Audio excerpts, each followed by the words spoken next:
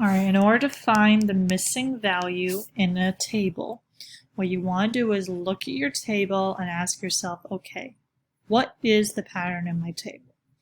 Now I notice that my x's are counting up by ones, going 1, 2, 3, 4, 5. My x's are already complete. I don't need to worry about them. My y's, though, looks like it's counting okay. From 14 to 21, it went up by 7. From 21 to 28, it also went up by 7. 28 to 35, it went up by 7. 35, it's going to go up by 7 again. And 35 plus 7 gives me what? 42. So I'm going to go ahead and submit 42. And I'm good to go. Now let's go on to the next problem. Let's try that again. Let's see about this table.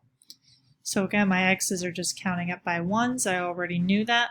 My y's are counting up by from 1 to 5. I had to go up by what? 4.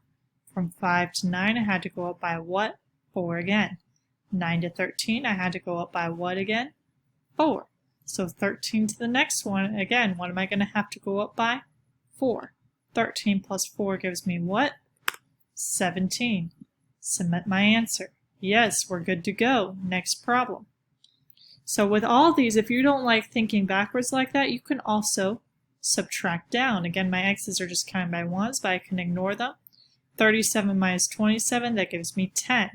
27 minus 17, again, that gives me 10.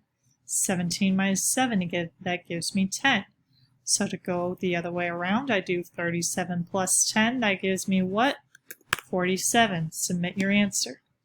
All this is about is pattern recognition. That's all you're doing. Last one I'll go over with you guys. So again, from 46 to 37, the difference is 9. Let's check that. 19 plus 9, that gives me 28. 28 plus 9, that gives me 37. 37 plus 9, that gives me 46. 46 plus 9, that's going to give me 55. Submit my answer. Yes, I'm good to go. That's all you have to do on here is you're going to look at your table and ask, what must my pattern be? What's the missing value?